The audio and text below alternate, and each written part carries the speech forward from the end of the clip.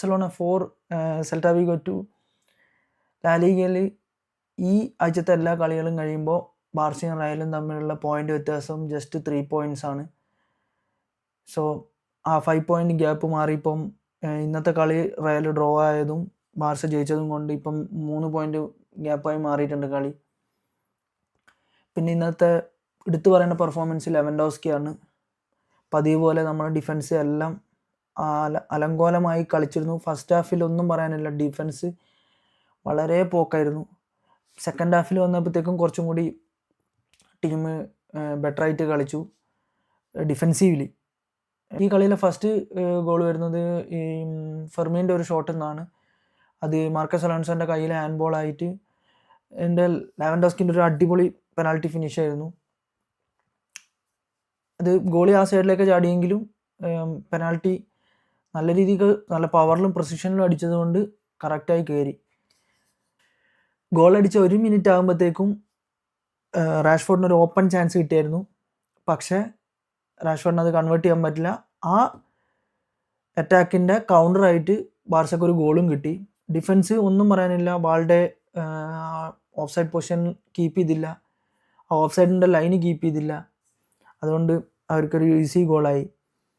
Second goal വരുന്നത് റാഷ്ഫോർഡിൻ്റെ ഒരു beautiful ക്രോസിൽ നിന്ന് ലെവൻഡോസ്കി അത് അടിപൊളിയായിട്ട് ഫിനിഷ് ചെയ്തിട്ടുണ്ട്. അപ്പോൾ ഇങ്ങനത്തെ ഗോളുകൾ അടിക്കുമ്പോഴാണ് നമ്മൾ ലെവൻഡോസ്കിൻ്റെ ഈ ടീമിലുള്ള ഇമ്പോർട്ടൻസ് നമുക്ക് മനസ്സിലാവുന്നത്. കാരണം ഒരു സ്ട്രൈക്കർ ഇൻസ്റ്റിക്റ്റ് എന്ന് പറയുന്നൊരു കാര്യമുണ്ട്. അതായത് മിഡ്ഫീൽഡേഴ്സും വിങ്ങേഴ്സും കറക്റ്റായിട്ട് ബോൾ എത്തിച്ചു കൊടുക്കുമ്പോൾ അത് പോസ്റ്റിൻ്റെ മുന്നിൽ നിന്ന് കറക്റ്റായിട്ട് ഫിനിഷ് ചെയ്യാൻ ആ കറക്റ്റ് സ്ഥലത്ത് ആൾ വേണം. ആ കാര്യം എല്ലാവർക്കും നാച്ചുറലി കിട്ടില്ല. ചില ആൾക്കാർക്ക് അത് എക്സ്പീരിയൻസ് വൈസ് കിട്ടും, ചില ആൾക്കാർക്ക് അത് നാച്ചുറലി ഉണ്ടാവും.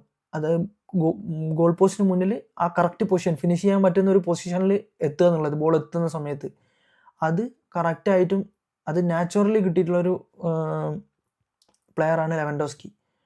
അത് നമുക്ക് ഇന്നത്തെ കളിയിൽ വ്യക്തമായിരുന്നു, പ്രത്യേകിച്ച് ഈ സെക്കൻഡ് ഗോളിൽ. കാരണം പുള്ളി ഉണ്ടാക്കുന്ന ഡിഫറൻസ് ഈ ടീമിൽ വളരെ വലുതാണ്. ഇനി അടുത്ത സീസണിൽ പുള്ളി പോയി കഴിഞ്ഞാൽ എന്താവും എന്നുള്ളത് അറിയില്ല.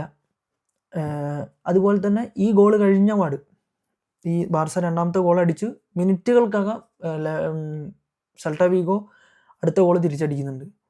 ഈ ഗോള് നമ്മൾ ഡിഫൻസ് എന്ന് പറയേണ്ടതെന്നറിയില്ല, അട്ടർ ഫ്ലോപ്പ് ഡിഫൻസ് ആയിരുന്നു ഫസ്റ്റ് ഹാഫിൽ. തേർഡ് ഗോള് അടിച്ചത് പിന്നെ നമ്മളെ റാഷ്ഫോർഡിൻ്റെ അടുത്ത വീണ്ടും ഒരു മനോഹരമായ ഒരു അറ്റാക്ക് നിന്നാണ്. റാഷ്ഫോർഡ് വിങ്ങിൽ നിന്ന് കയറി നല്ലൊരു പാസ് വെച്ച പാട് നമ്മളെ മൊറീബൻ്റെ കാൽ തട്ടി ഡിഫ്ലക്റ്റായി ലമീൻ്റെ വീക്ക് ഫുട്ടായ റൈറ്റ് ഫുട്ടിൽ കൊണ്ടൊരു അടിപൊളി ഫിനിഷായിരുന്നു. ഒന്നും പറയാനുണ്ടായില്ല. അങ്ങനെ കളി ഹാഫ് ടൈം ആകുമ്പോഴത്തേക്കും 3-2 ഫിനിഷ് ചെയ്ത്. പക്ഷേ സെക്കൻഡ് ഹാഫിൽ വന്നപ്പോഴത്തേക്കും നല്ല ബെറ്ററായിട്ട് ഡിഫെൻഡ് ചെയ്തിട്ടുണ്ട് ഈ കളിയിൽ സെക്കൻഡ് ഹാഫിൽ. അതുകൊണ്ടാണ് ഈ കളി ജയിക്കാൻ പറ്റിയത്. എനിക്ക് നല്ല പേടിയുണ്ടായിരുന്നു, ഇയാഗോ ആസ്പാസ് ഇറങ്ങിക്കഴിഞ്ഞാൽ എപ്പോഴും ഈ ഗ്രൗണ്ടിൽ അടിക്കുന്നതാണ്. ഈ സെൽറ്റ വിഗോൻ്റെ ഈ ഗ്രൗണ്ട് ഭയങ്കര ടഫാണ്, എസ്പെഷ്യലി ബാർസക്ക്. കാരണം ഭയങ്കര ടഫായിട്ടുള്ളൊരു ഗ്രൗണ്ടാണ് അവരായിട്ട് അവിടെ ജയിക്കാൻ. പിന്നെ ഫ്രാങ്കി ഡിജോങ്ങിൻ്റെ കളി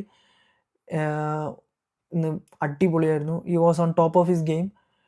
കാരണം പെഡ്രി ഇല്ലാത്ത കുറവ് നമ്മൾ ഇന്ന് അറിഞ്ഞിട്ടില്ല. കാരണം ഫ്രാങ്കി അത്രക്ക് വർക്ക് ചെയ്യുന്നുണ്ടായിരുന്നു ഇന്ന്.